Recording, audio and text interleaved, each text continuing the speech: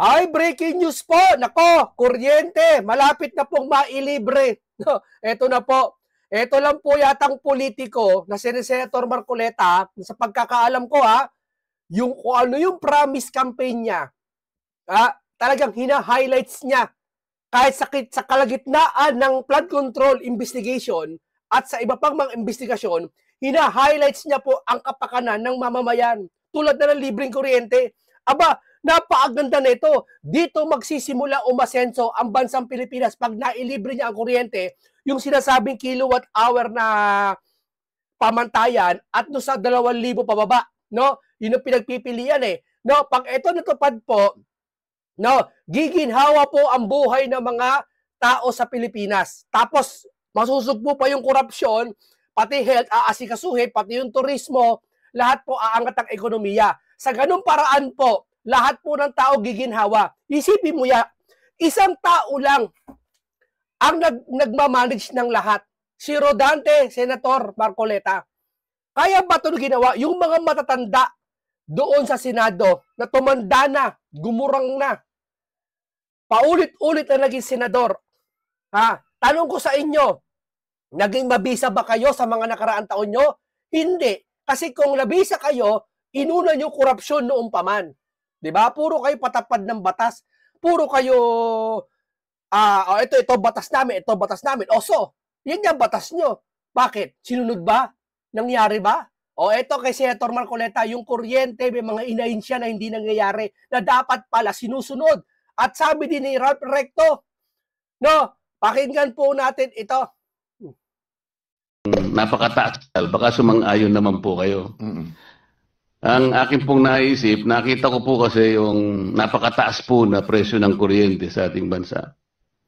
Naisip ko, Mr. Secretary, na imbes na ayuda na lang ibigay natin, na wala namang datos kung na ito'y naibibigay sa about 25 to 27 million Filipinos, hindi ba maganda ka kung sabihin ko na lahat ng kumukonsumo ng elektrisidad, let's say 200 to 234 kilowatt hours,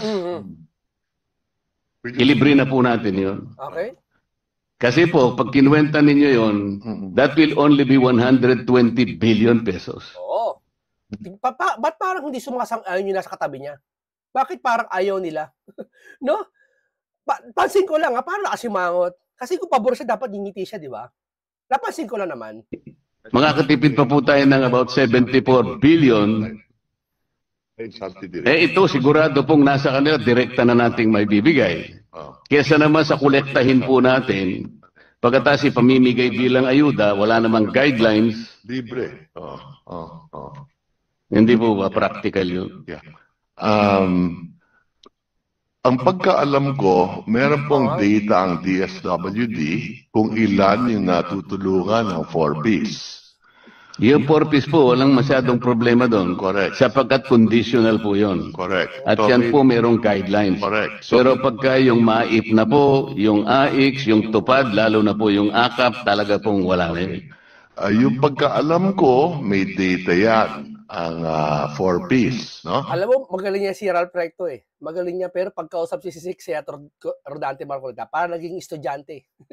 Tingnan mo yung man, di ba?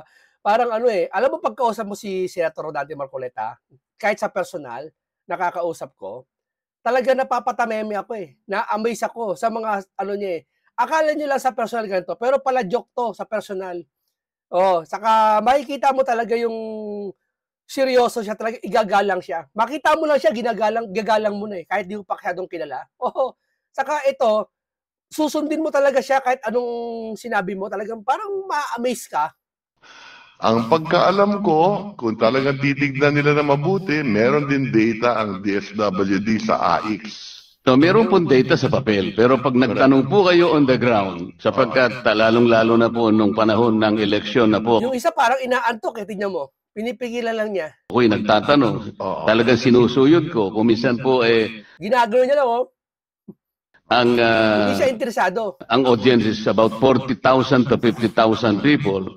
Talaga pong tatanungin ko, sino po ang nakatanggap? Wala pong sumasagot So kailangan pong ma-check. Kaya ko nasabi na mas mabuti pa yata, mas practical, na ibigay na lang natin na parang subsidy sa kanila, siguradong mapupunta sa kanila, walang corruption, wala pang magpapasikat na politiko na akala mo galing sa kanila.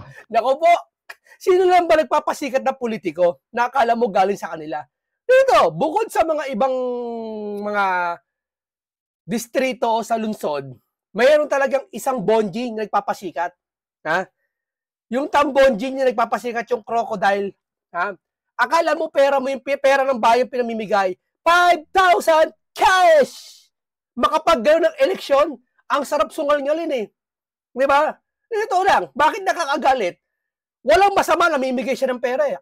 Oo, walang masama. Pero, kung sa paraan na namimigay siya, wala naman dahilan, ba't siya namimigay? Ang sama eh. Okay sa panahon ng Pangulong Duterte, namimigay kasi niya kailangan. Pangangailangan ng tao dahil niya pandemic. Isip mura, yung namimigay siya bago mag-eleksyon, 5,000 cash! Ganun-ganun pa siya eh. Di ba? Nakakapikon yung ganon. Bakit ako napipikon? Bakit napipikon tayo? Bakit? Dapat, yung ayuda na yon, kung nailalagay sa tamang kalalagyan, tulad ng naisip ni Senator Rodante Marcoleta, na ipasok sa kuryente, instead na doon sa ayuda, na pinansusugalan naman ng mga tambay, hindi iba naman pinanggagamot at pangangailangan sa mga bigas, pangkain, pantawid. Pero yung iba, pinangsusugal, alam nila, pero pinamimigay pa rin dahil niya gusto sambahin siya ng mga tao. Di ba? Gusto, akala niya, pinalilitaw niya, pera niya yon. Di ba? Akalain mo, pera ng taong bayan yan, pinamimigay mo. O ngayon naghihirap, billion yung sa flood control. Nasaan na kayo ngayon? Tahimik. Tahimik yung tambonjing eh. Ang alam ko rin, doon sa lifeline subsidy, meron tayong pagka below 100 kilowatt hours ang gamit mo. Hindi po, 20 kilowatt hours lang ang nasa lifeline po. Ulitin ko Hindi na. po 120. Yeah. Ingat ka dyan. Dahil si Senator Marcoleta, bago mo po, kabisado lahat ng itatanong sa inyo. Itinatanong lang sa inyo kung sakali alam nyo. At kung sasang-ayong kayo. Ulitin ko lang. Pagka 71 to 100 kilowatt hours, may diskwento ng 20%. Pag 0 to 20 kilowatt hours, 100% libre. Pagka 21 to 50, 50%. Pagka 51 to 70 kilowatt hours, 35%. Kabisado ko po yung secretary, laderize po yan. Katapos-tapusan po ang lifeline, Yes. 20 kilowatt hours. Parang ang isang bayan nagsindi ng ilaw isang araw, yung 29 days, hindi na siya Pero gagamit. ang pagkaalam ko dito, hindi napapatupad to. Hindi nga po. Kaya nga, ang gusto ko lang pong sagutin ninyo, Kalokohan kasi yung offer na yun eh. Biro mo isang libre na daw yun, 100% pag naka 20 hour. Pero sino ba namang loko-lokong maggaganong konsumo ng kuryente? Ibig mo sabihin, sa isang bahay, sa isang buwan, isang beses lang gagamit ng ilaw mo? Di ba? Dapat yan kasi may pangil ang batas eh. Saka nakakita ang ganun. 2 beses mo lang gagamitin yung ilaw mo sa isang buwan eh, tapos huwag ka nang gumamit para malibre. Tapos hindi pa napapatupad? Anak ng teteng naman kayo. mas practical po ba yung iniisip ko na invest na po ayuda na wala naman po talagang malinaw kung talagang ito'y kinapupuntahan talaga ng targeted sector. Doon na lang natin ibase kasi po. Kaya ako binanggit ito, ako isang ayon ako, dapat patuparin natin to at kung kinakailangan, i-adjust natin na mas mataas. Ayun, akala ko kasi kontra ka kanina, Hindi, Secretary. isang ayon nga ako eh. At dadagdagan mo pa pala. Tama mo, napasang-ayon. Sino ba naman? Mataas na tao, recto. Napasang-ayon. Di ba? Yan ang Senator Rodante Marcoleta. Mabisa. Iba kasi yung mabisa dun sa magaling. Magaling ka nga. Marami kang alam. Paulit-ulit ka sa Senado. Ang dami mo na patupad na batas. Tanong, naging mabisa ka ba sa lahat? Hindi. Kasi kung naging mabisa ka, nakaupo ka na noon, bakit ngayon ka lang nag-iimbestiga? Diba? Akala mo ang gagaling pa. Gagawa kami ng independent body kasi nasa batas. Ginagalang namin ang gawa ni Tito Sen. Diba? Magaling si Soto kung magaling. Pero sabi ko nga sa inyo lagi, Iba yung magaling doon sa mabisa. Eto si Senator Marcoleta, mabisa. Tingnan mo na papayag si Ralph. O libre, malilibre na kuryente, papatupad to. Sana suportahan to ng maraming senador at ng presidente. Puro ayuda. Bakit namimigay ng ayuda? Dalawang klase lang, ba't namimigay ng ayuda? Ha? Ako nga lang, isang klase lang eh. Sa kanila, dalawa eh. Yung dalawa na yon, pantawid, gutom, pang-back up sa kinabubuhay ng tao. Pero yung isang ayuda, kaya nang bibigay para sambahin sila ng mga tao. Para sa susunod na eleksyon, pogi sila. Kasi ang tingin po ng ibang mahihirap po talaga, pag dumating si ganitong politiko, akala mayaman, akala may mimigay ng pera, akala itatawid lagi sila sa gutom. Pero mga kababayan, magising kayo. Ang nakapagpapatawid sa gutom natin, hindi po mga politiko. Alam mo sino po? Tayo mga taxpayer, nagtutulungan, nagbabayad ng tax ng bayan. Ang ginagawa po nila, kinukurakot na nila, iba dinidelay, yung iba maisipan lang nila kung ibibigay nila o hindi. At hindi lahat at ibibigay man nila, patutunugin nila, sa kanila galing yun. Kaya dito sa kwentong ito kay Senator Marcoleta, campaign promise to. Asa nakaanya si Marcoleta, bakit di matupad-tupad? Ito na. Hindi naman ito yung pag sinabi mo magluluto ako ng minudo, bukas luto na. Hindi ito yun. No? Ito, pinag-uusapan, pinagdidibatihan, kung ano maganda sinasuggest. Pumayag naman si Recto. Di, malapit na. Kumbaga nasa mga pintuan na nga. Di ba? Matutupad. Baka isang araw, hindi magising-gising, pagtingin mo sa billing, zero billing ka na. Di ba? Pahiya dito si Tambonjing. Pahiya, bakit? Wala na siyang negosyo eh. Wala na siyang pagkakakitaan po. Diba? Wala siyang papapogi po. Sabi ni Senator Marcoleta, tigil na yung mga pagpapapogi ng mga politiko. Kasi ginagamit itong ayuda para pumogi sila. Akala ng taong bayan, wow, ang ganda pala ng panukala ni ganito, ni politiko. Ha? Boto natin to. Nang dahil sa ayuda, gumagamit sila ng ayuda, nagtatago sila sa likod ng ayuda para bumango sila at tumingkad sila sa paningin ng maraming tao, maiboto sila kahit sila ay magnanakaw. Hindi lahat hindi lahat. Maraming mababait dyan. Ni 5 ayaw pakilaman. Dito yung sinasabi ko, real talk lang tayo, real talk.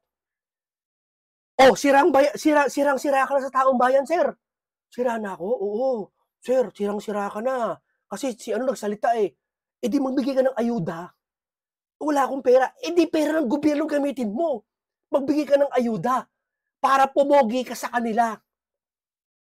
Siyempre, yung tao maggaan ng loob. Mababait tayo mga Pilipino Wala tayong kadala-dala Diba? Binoto ulit. Nanalo ulit. Yung nanalo, kumukontra. Kumukontra dun sa kagandahan.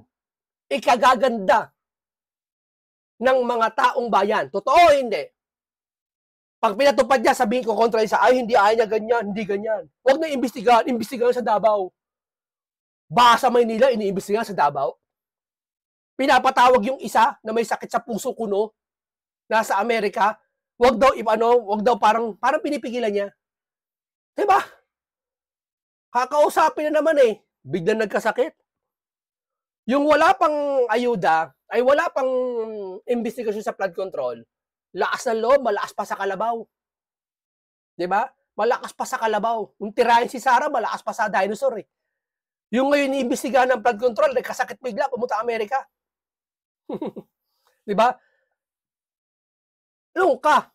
Nagpapa-check up lang yun. Amerika. Huyo kayo. Sinampal na naman tayo ng kahirapan. Check up lang yun Nagpa-BP lang sa Amerika. 90/60. Yung iba, nagpapa-BP, pila pa sa barangay. Eto, nagpa-BP sa Amerika pa. Daho!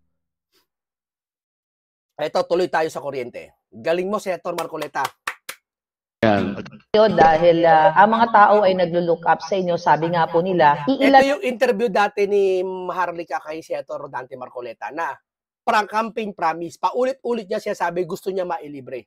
na lang ang mga natitirang namumuno sa ating gobyerno na mapagkakatiwalaan ay at mayroon talagang pagmamahal sa bayan. Kayo po, nakita namin dyan sa congressional hearing na talagang ipinaglalaban nyo yung tama sa ating, para sa ating mga kababayan. Ano po yung naghimok sa inyo? Ano yung nag-inspire sa inyo para kayo ay ipagpatuloy ang inyong pag-aalam para sa bayan sa Senate naman po? Marami kasing nananawagan Ms. Maharlika, na tayo'y magpatuloy pa sa paglilingkod sapagkat alam naman nila na matatapos na yung termino ko by next year. So sabi nila, baka naman mas mahikayat ka namin makagawa ng mas mataas na uri ng paglilingkod kung ikaw ay makarating sa Senado. Na alam naman namin, sabi nila, na kailangan siguro magkaroon naman ng quality ang ating Senado ngayon. Ganun ang pagkakasabi nila sa akin, Ms. Maharlika. So tinanggap ko yung hamon nila. Wow. So kung ano yung passion mo, I mean, in terms of helping more sa taong bayan, I mean, you as a congressman, di ba? Ano yung magiging tututukan mo pagdating po sa, we're looking forward sa Senado po? Ano yung magiging tututukan mong issue? Ang pinakauna sigurong matututukan dapat, Ms. Maharlika, ay yung napabayaang matagal na panahon. Ito yung pagtutok sa pagpapatupad ng maraming batas na nagawa ng Kongreso. Kailangan ay malaman mo na marami rin namang nagawang mabubuting batas ang Kongreso. Ngunit ang pinaka-problema rito ay walang nakatutok tungkol doon sa mabuting pag-i-implement o pagpapatupad ng mga ito. Hindi kasi, kaya wala nakatutok dyan kasi iba di yan nanalo. Yung pangalawa, sa akin lang, hahakalan to ha. Yung iba, gahaman. Paano sila kikita? Wala silang pakialam doon. Kasi kung may pakialam ang isang tao sa dami nila, bakit nagagawa lang ng isang tao na si Rodante Marcoleta? Imagine niyo. Ha? Tapos kakampihan pa nila yung mga tambonjing na yan. May tagasunod pa sa tambonjing. Ewan ko bakit mga to, loyal pa kay tambonjing. Harap-harapan na kayong ginaganito, loyal pa rin kayo? Sasayangan ako sapagkat napakahirap gumawa ng batas. Hindi lamang sa napakatagal ng panahong gugugulin mo, napakagastos niyan, conforme sa taon o maring terminong gugulin mo para maisakatuparan ng isang batas. Pagkatapos na ito'y magawa bilang isang batas, hindi naman nakatutok ang Kongreso doon sa tinatawag na oversight function. Kasi hindi lang paggawa ng batas, Ms. Maharlika, ang pananagutan ng Kongreso, mapa Senado, mapa Kamara. Kung hindi yung kanyang tungkulin, natutukan din at gabayan at siyasatin yung tamang pagpapatupad ng mga batas na nagawa. Napakarami kasi, palagay mo, yung ating EPIRA, ito yung aking pantagal nang ipinaglalaban. Yung EPIRA ay isang batas tungkol sa reforma sa kuryente. Ang declared policy nito, Ms. Maharlika, is to ensure the reliable and affordable supply of electricity. Yun ang pinakatuntunin, yun ang pinakalayunin ng batas. May batas na yun pero nangyayari ba? Walang sumisiksik eh. Walang dumidikdik eh. Bakit? Isipin niyo ba ito lang dumidikdik? Di ba mahihina? Mahihinang nila lang. Bakit tinintay niyo pa sa tagal ng panahon si Rodante Marcoleta nakaupo na? Hindi pa nga congressman pala siya neto eh. Ngayon senador na. Parang walang puwapayag eh. Pansinin niyo? Sa mga, parang walang puwapayag. Bakit? Kasi popogi si Marcoleta eh. Di ba nagseta si Senator Marcoleta nakaraan? Inapi niyo ako sa congressman. Naging senador ako. Ngayon, inaapi nyo na naman ako sa senador. Baka may iba pa. Yari kayo. Nagpaparamdam baka maging vice president ng Pilipinas. Kaya yun ang ayaw nila. Is time to shine. Ayaw nilang tumingkad si Senator Marcoleta. Bakit? Ililibre daw ni Marcoleta ang kuryente, kilowatt hour, pababa ng ganito. Hindi po pwede yan. Tumutol tayo. Bakit? Hindi, sir, para naman sa taong bayan yung gagawin niya eh. Wala akong pakialam sa taong bayan. Kasi kung may pakialam tayo sa taong bayan, noon pa nag-imbestiga na tayo. At dati pa, pinatupad na natin yung mga karapat-dapat sa kanila. Wala tayong pakialam. Tandaan mo yan. Kaya pala sir, kaya nagbaha sir, easy-easy lang tayo. Oo, hindi mo ba maintindihan? Tayong mga politiko, walang pakialam sa taong bayan. Huwag kayo madadala, senaryo lang to Binibigyan ko kayo ng visualization sa utak nyo Binibigyan ko lang kayo. Akin ito, gawa-gawa ko lang to Pero may lesson, may mapatututunan. Tuloy natin yung kwento. Ano ba? Wala akong pakialam sa taong bayan. Tingnan mo, binabaha sila, sir. Wala kang pakialam? Wala talaga. Kasi kung may pakialam ako, pupuntahan ko yung ginagawa ng dike o yung mga kaya tamo, ngayon ko lang naalaman, meron palang ghost project. Kaya wala akong pakialam. Sir, grabe naman kayo. Kasi kung ako congressman, sir, talagang may pakialam ako Ikaw yun, kami wala. Basta iboboto kami ng tao, manalo lang kami, magpapayaman kami, wala na kaming pakialam. Senaryo lang yun, senaryo lang yun. Hindi totoo yun. Pero, may matututunan kayo. So pag sinabi mong reliable and quality supply, dapat walang brownout. Lalong-lalo na kapag sinabi mong affordable, dapat abot kaya. Tamo, sa ibang bansa, wala nang brownout Magkaka-brownout lang pa, may digmaan Okay, may malakas na tsunami. Lindol niya na malakas, di pa nagkaka-brownout dito, umambun lang, may brownout no? Di ba? Ang batas na to, Ms. Maharlika, ay nagawa 23 taon na nakararaan. Ngunit hanggang bubuhayin ni Senator Marcoleta yung patay ng matagal na ang pumatay din yung mga taong hinalal natin. Ngayon, ang Pilipinas pa rin ang pinakamataas ang rate ng kuryente sa buong Asia. Sa mga kapatid, habang hindi natutupad yung affordable rates of electricity, there will be continuing violation of this law. Hindi nakatutok sapagkat napakaraming oligarko ang gumaganap dito sa magmula sa generation hanggang sa transmission at distribution ng elektrisidad sa ating bansa. Ito'y pinamumugaran ng maraming oligarko kaya dapat magbantayan dito. Sinong politiko ngayon? Tandaan nyo, sinong politiko ngayon na nagbanggit ng mga oligarko maliban kay Duterte? Walang iba. No other than Senator Rodante Marcoleta. Ngayon, yung mga tumanda na dyan sa Senado, binanggit nyo ba to minsan? Yung gustong marinig ng tao, ni binanggit, hindi nyo ginawa. Gagawin nyo pa kaya? Banggitin niya lang, di magawa Bakit? Takot kasi. Eto, matapang. May pader. Pag binangga nyo, malaking pader. Higit sa lahat, kayang pabagsakin ang dakilang Babylonia.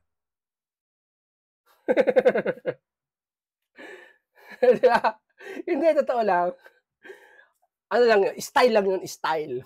Di ba? Dito, di ba? Nagpapatupad itong taong ito. Yung iba, binabas siya. Maraming grupo akong pinapasukan, daan-daan libo. Pinagtutulungan si Senator Marcoleta. Ganyan, bakbakan. Isipin mo, yung taong dakdak ng dakdak sa social media, wala nang ibang ginawa, kundi paghiwalayin, pagbuklurin. Ang taong bayan, hindi nila tinitira. Yung mga makakaliwa. Pero itong taong ito, pinagdidikit ang bayan, inaayos ang bayan, ang Pilipinas, hinusog po lahat ng kalokohan. Pilit nilang winawasak at binabagsak. Bakit? Kasi may sarili silang kapak-agenda sa sarili nila na wag dapat tumaas ang mga Pilipino. Dapat kami lang para parati kaming sasambahin. Akin lang yan, huwag niyong paniwalaan. Tsorya lang naman yun. Itong Energy Regulatory Commission na siya dapat nagre-regulate ng mga rates na karapat-dapat na ibigay para sa mga consumers. Kung siya yung nare-regulate, Ms. Maharlika. Kaya nagkakaroon natin ng regulatory capture. Sapat, imbes na ikaw ang nagre-regulate, ikaw ang, halimbawa sa sakahan. Iba tayo dyan. Ito ang campaign promise niya. Gusto kong ipakinig ulit sa inyo para ikumpara nyo si Senator Marcoleta sa ibang politiko. Na yung nagka-campaign promise na libre ko 20 pesos bigas, pinipilit na mangyari. Pero nangyari naman, salamat naman. Eto, hindi pinipilit mangyari. Gumagawa ng paraan para mangyari. Magkaiba yun. Stop Opo. Kung kinakailangan ka akong pumunta, Oo. Ako ang pupunta, kaya nandun ako. Bagay kasi naman sa Kamara, hindi naman kakahalatan, 300 plus kayo. At sa Senado, Ayan, no? Tingnan mo naman, 24 lang kayo. Yan nga, Talagang ako nagpakita. Oo. Para talagang i-file ko ng personal. Opo. Ayun. Oo. Teka lang, ang inaabangan nila, Sen, sapagkat ito'y pinangako nyo, inihain nyo po ba yung panukala na yung babayad ng 2,000 piso sa kanilang, bayarin sa kuryente, ay inihain nyo na po ba na panukala? Kasama sa inihain ko. Ayun!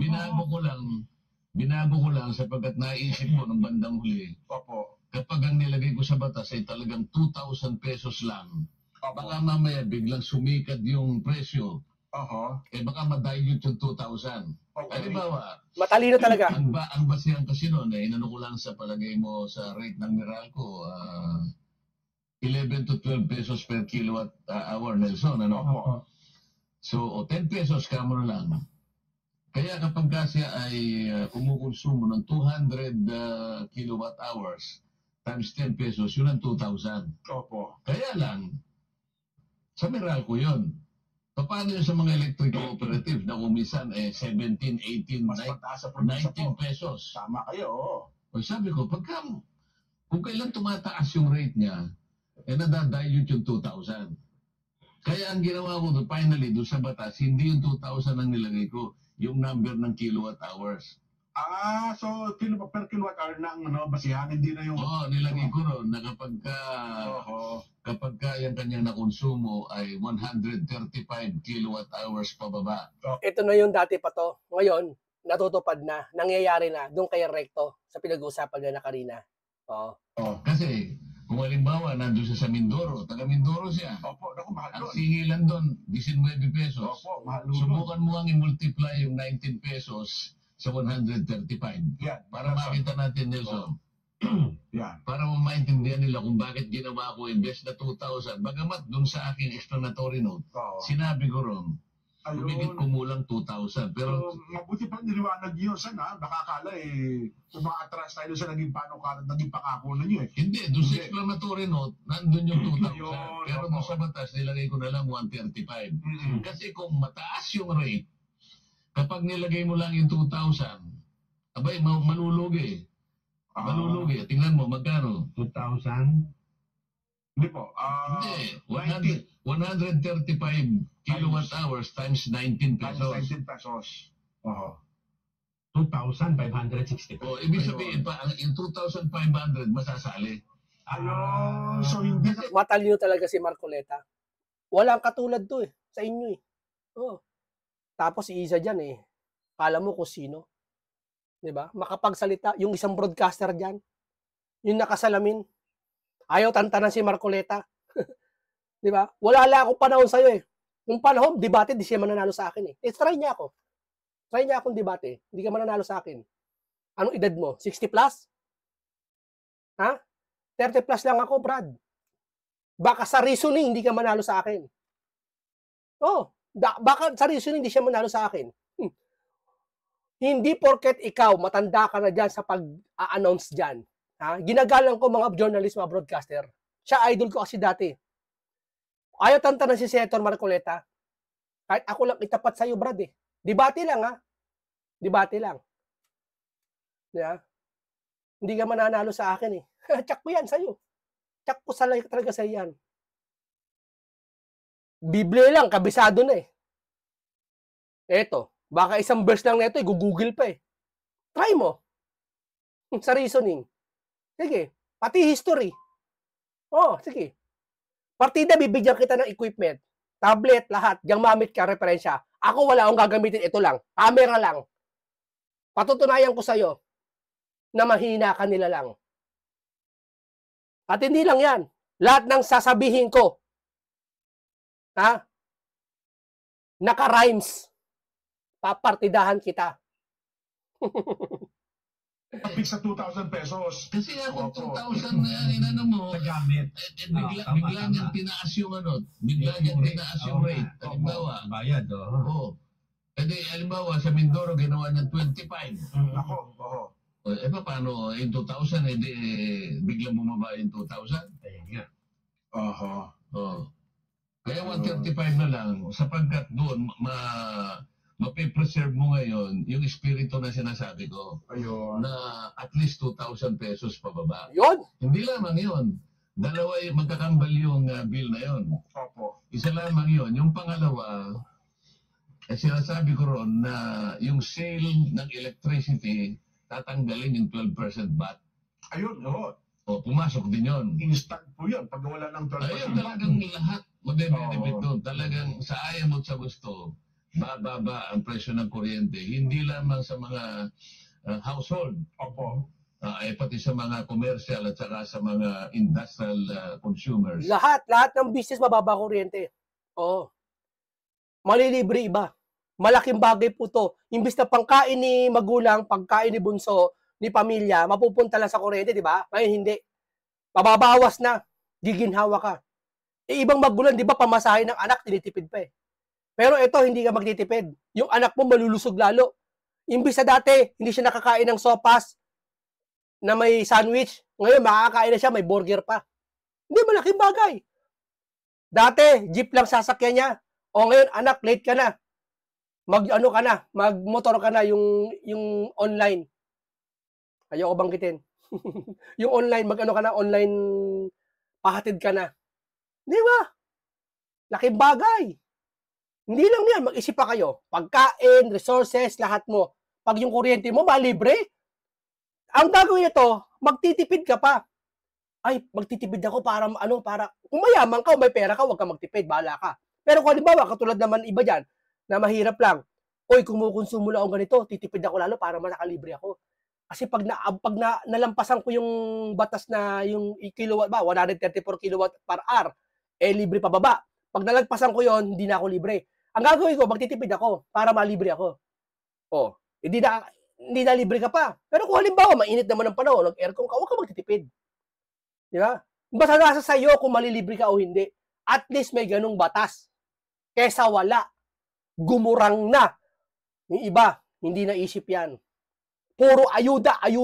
Dahil yun ang tanging paraang gateway nila para makapasok sa politika.